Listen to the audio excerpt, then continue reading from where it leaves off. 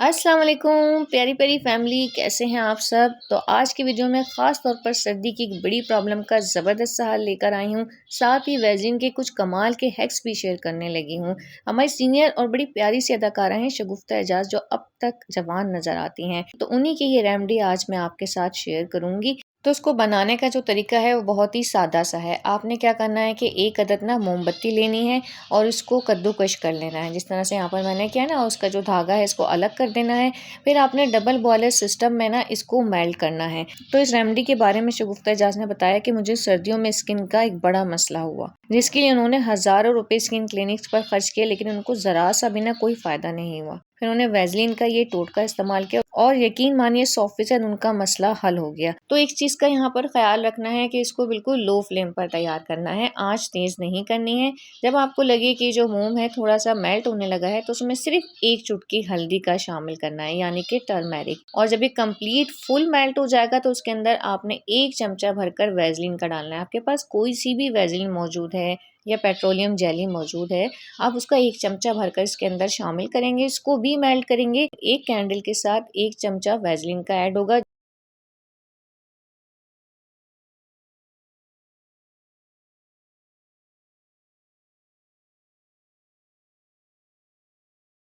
चूँकि सर्दी बहुत ज़्यादा है तो इसलिए क्या होगा कि ये जमने लग जाएगी। उससे आपने परेशान नहीं होना है, क्योंकि आगे चलकर इसमें ऐसी चीज़ ऐड होगी जिससे इसका ये जो जमने का प्रोसेस है ना, ये बिल्कुल ख़त्म हो जाएगा और ये क्रीम की फॉर्म में आ जाएगी। अब इसमें शामिल करना है ऑयल। इसके लिए 2 ऑयल इस्तेमाल किए जा सकते हैं, या तो आप मस्टर्ड ऑयल लेंगे या फिर आप ऑलिव ऑयल लेंगे। कोकोनट ऑयल आप इसमें बिल्कुल भी ऐड नहीं करेंगे। मैंने इसके अंदर जो है वो सरसों का तेल डाला है। अच्छा, तेल की जो क्वांटिटी है ना वो कोई ख़ास नहीं है। आपने इसमें इतना तेल शामिल करना है कि ये बिल्कुल स्मूथ सी फॉर्म में आ जाए और एक क्रीम का टेक्सचर बन जाए। अब जो चीज़ मैं इसके अंदर डाल रही हूँ वो स्किन फ्रेंडली है और उसका नाम है ग्लिसरीन। 1 टीस्पून भरकर आप इसमें ग्लिसरीन डालेंगे, जिससे स्किन बहुत ज़्यादा सॉफ्ट होगी, ब्राइट होगी और कलर भी खिल जाएगा। 1 पिंच इसके अंदर हल्दी का जाएगा। अगर आप चाहें तो इसको यहाँ स्किप भी कर सकते हैं, लेकिन मैंने क्यों डाली है ये मैं आपको आगे चलकर बताऊंगी। तमाम चीज़ें अच्छे से मिक्स हो गई। आखिर में आपने आधा चाय वाला चमचा इसके अंदर बेकिंग सोडा डाल देना है, जो अक्सर हमारे किचन में इस्तेमाल में होता है। बेकिंग पाउडर की मैं यहाँ पर बात नहीं कर रही। तो ये आखिरी पाउडर आपने इसमें शामिल करने के बाद इसको बहुत अच्छी तरह मिक्स करना है और फिर इसको किसी भी एयर टाइट कंटेनर में ना शिफ्ट कर लेना है और इसको आप फ्रिज के बाहर ही रखेंगे और ये पूरा साल भी आपके पास रहेगी तो ख़राब नहीं होगी। ये क्रीम बनाने के बाद ना आपको किसी लोशन की ज़रूरत है, ना किसी कोल्ड क्रीम की ज़रूरत है। सिर्फ ये एक क्रीम लगाने से आपकी स्किन सॉफ्ट और नरम व मुलायम हो जाएगी। ना उसमें क्रैक्स आएंगे, ना उसमें ड्राइनेस आएगी, ना स्किन की खाल उतरेगी।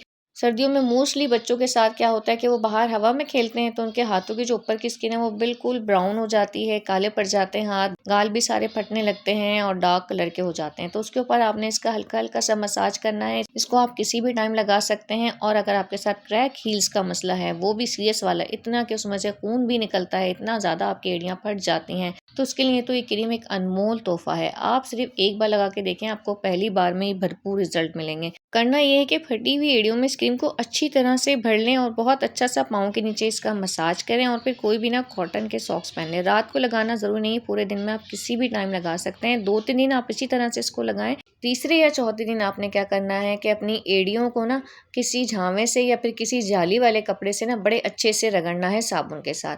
आप देखेंगे कि जितनी भी डेड स्किन है ना वो सारी खुद ही उतर जाएगी और आपकी फटी हुई एड़ियाँ बिल्कुल सॉफ्ट और मुलायम हो जाएंगी। लगेगा ही नहीं कि कभी हमारी एड़ियाँ फटी भी थी। और मेरे देखने वालों में से कौन कौन लोग ऐसे हैं जो इस रेमेडी को पहले से जानते थे और बनाकर इस्तेमाल भी कर रहे हैं, वो अपने रिव्यूज़ मेरे साथ कमेंट बॉक्स में ज़रूर शेयर कीजिएगा। मुझे आपका वेट रहेगा। वैज़लिन का बड़ा ही कमाल का दूसरा हैक शेयर कर रही हूँ, जिसमें आपने अपनी तमाम फिंगर्स की क्यूटिकल्स पे अच्छे से वैज़लिन का मसाज करना है। होता क्या है कि जब बर्तन वगैरह धोते हैं तो हमारी नाखूनों के इर्द गिर्द की जो स्किन है ना बिल्कुल फट सी जाती है और फिर हम बेध्यानी में इसको नोच लेते हैं तो खून भी निकल आता है।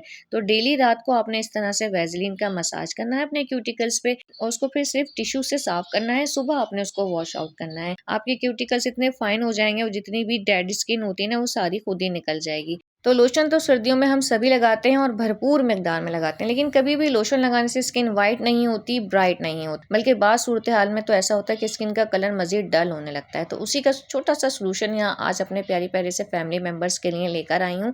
तो ये 2 चीज़ें ऐड करने के बाद आपका घर का जो सादा सा लोशन है वो एक वाइटनिंग और ब्राइटनिंग लोशन बन जाएगा, जिसको लगाने के बाद आपके हाथ, पाँव और चेहरे की स्किन का जो रंग है वो बिल्कुल खिल जाएगा, जो अक्सर सर्दियों में डल पड़ जाता है। तो आपने लेने हैं 2 व्हाइटनिंग के कैप्सूल। ज़्यादा गोरा-गोरा होना है तो 5 व्हाइटनिंग कैप्सूल भी ऐड कर सकते हैं और उसके अंदर 1 चमचा भर कर ग्लिसरीन का डालना है और दोनों को यहाँ मिक्स करना है। ज़्यादा मिक्सिंग नहीं करनी है। अगर आपने तेज़ी से ओवर मिक्सिंग कर ली ना तो पता है क्या होगा, ये जो व्हाइटनिंग कैप्सूल का जेल है ना ये बिल्कुल सेपरेट हो जाएगा और ग्लिसरीन अलग हो जाएगी। तो हमने ना ऐसा नहीं करना है। हमने हल्के हाथ से 1-2 बार इसमें चमचा घुमाना है तो ये अच्छे से यहाँ पर मिक्स हो जाएगा। तो फैमिली ज़रा जल्दी से बताइएगा कि दुनिया के किस कोने से आप मुझे देख रहे हैं और किस टॉपिक पर मज़ीद वीडियोस देखना चाहते हैं, ये ज़रूर कमेंट कीजिएगा।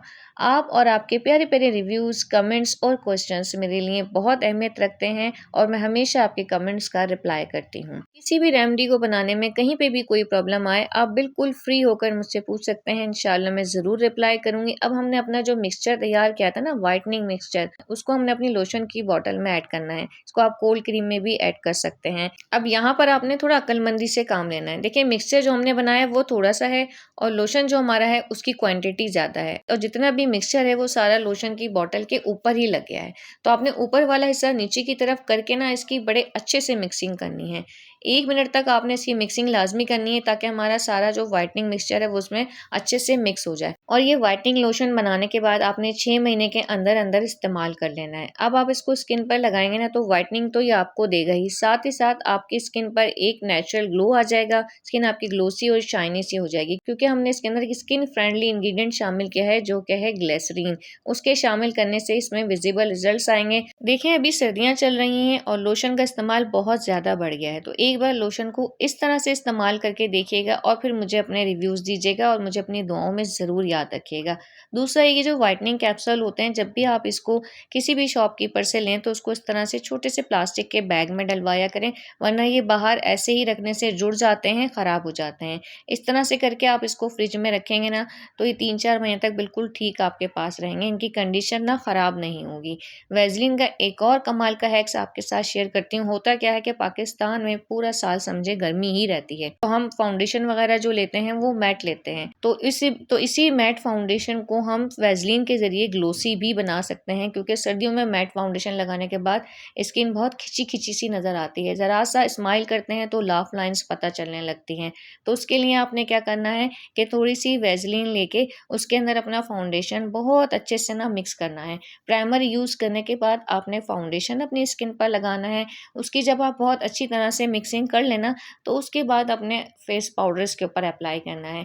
तो ज़रा सी भी स्किन पर टाइटनेस नहीं आएगी, आपके जो गाल हैं उन पर एक ग्लो रहेगा और इतना स्मूथ और फाइन सा आपका फाउंडेशन तैयार होगा ना कि आपका दिल खुश हो जाएगा लगाने के बाद।